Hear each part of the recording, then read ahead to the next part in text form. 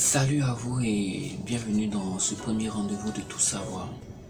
Petit disclaimer, je n'ai pas la prétention de dire que cette vidéo est une émission, car je ne suis ni chroniqueur ni journaliste.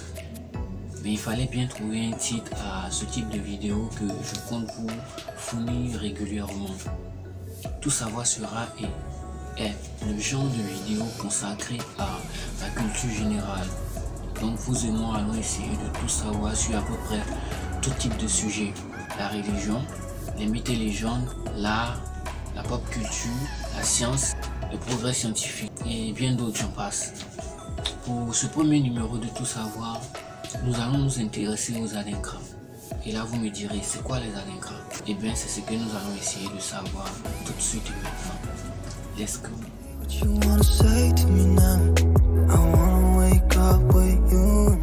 Eh bien, les Adinkra sont des symboles, mais pas n'importe quel symbole.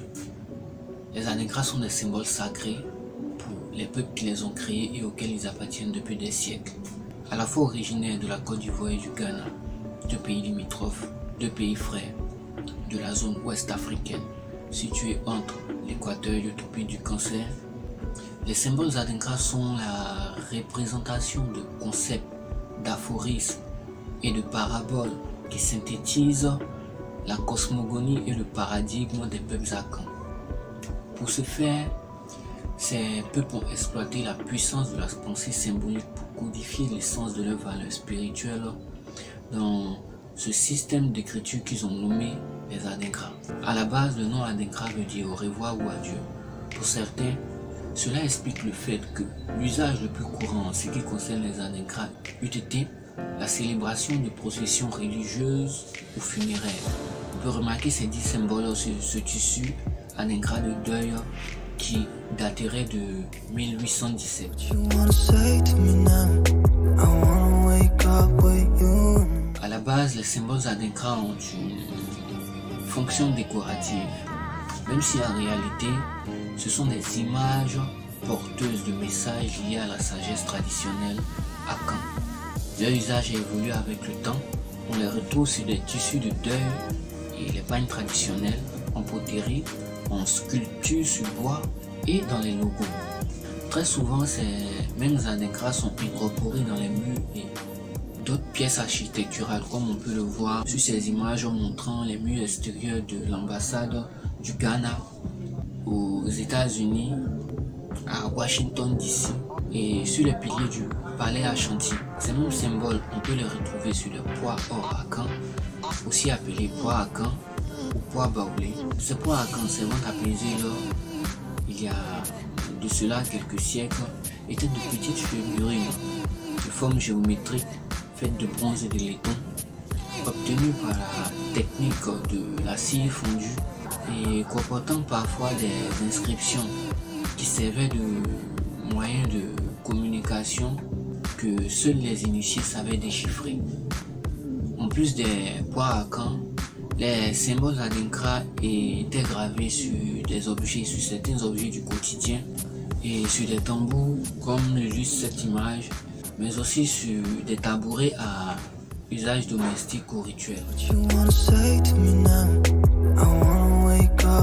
Le tourisme a permis l'exploitation de ces symboles originaires d'Afrique et a entraîné de nouveaux usages sur des objets tels que les t-shirts et les bijoux. Aujourd'hui, les Adinkra sont une grande source d'inspiration dans le processus créatif de nombreux tatoueurs. Comme vous pouvez le voir sur ces images, il m'est arrivé moi-même dans mon processus créatif d'utiliser des Adinkra pour réaliser des tatouages sur certains clients. Il existe de nombreux symboles Adinkra, environ une soixantaine, et chacun d'eux a une apparence unique et une signification bien spécifique. Selon le philosophe ghanéen M. Kwame Anthony Appiah, ces symboles Adinkra étaient un moyen de soutenir la transmission du nombre complexe et nuancé de pratiques et de croyances. Les Adinkra sont parfois considérés comme une forme d'écriture, réfutant alors l'idée selon laquelle les peuples africains ne possédaient pas de système d'écriture avant l'arrivée des Occidentaux. Donc la petite histoire est la suivante.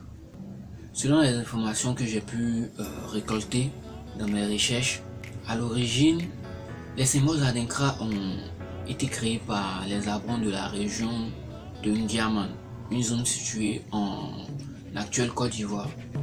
Les Abrons sont une ethnie appartenant au peuple ou à la grande famille Akran. Selon des sources divergentes, les symboles Adinkra dateraient du début du XVIIIe siècle ou du XIXe siècle.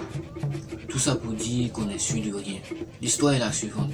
Le roi du Ndiaman, Nana Kwadio Agueman Adinkra, régnant vers 1818, aurait créé ces symboles et les aurait donné son nom. Et d'autres sources citent la date de 1701.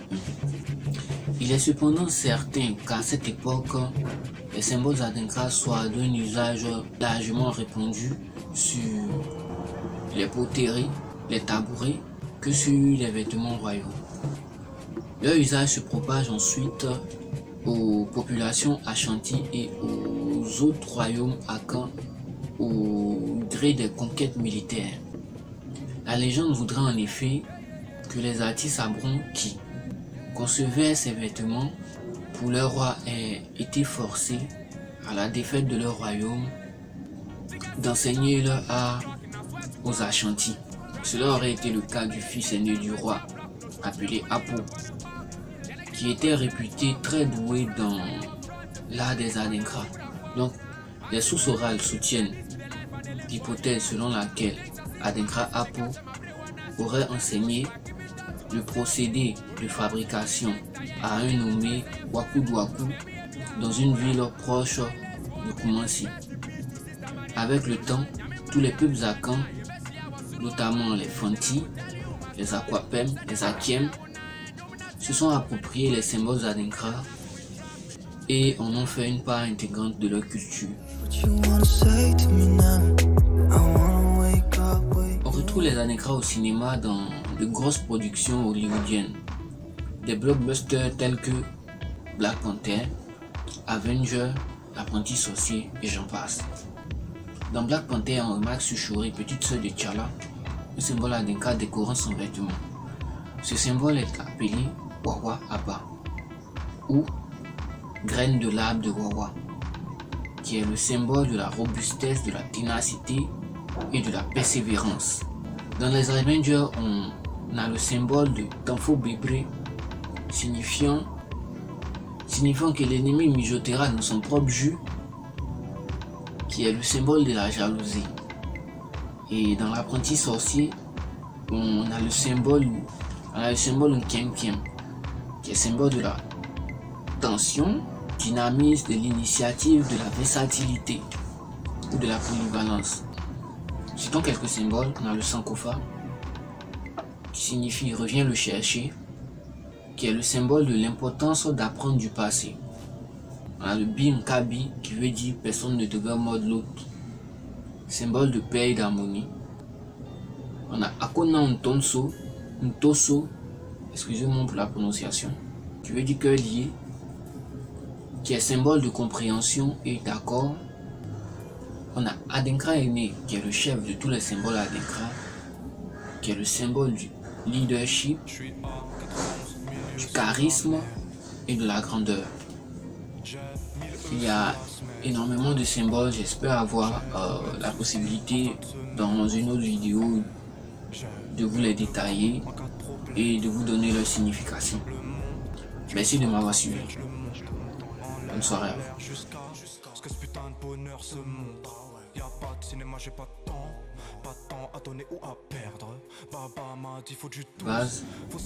À la base, les symboles Adinkra ont une fonction décorative. À la base, les symboles Adinkra ont une fonction décorative.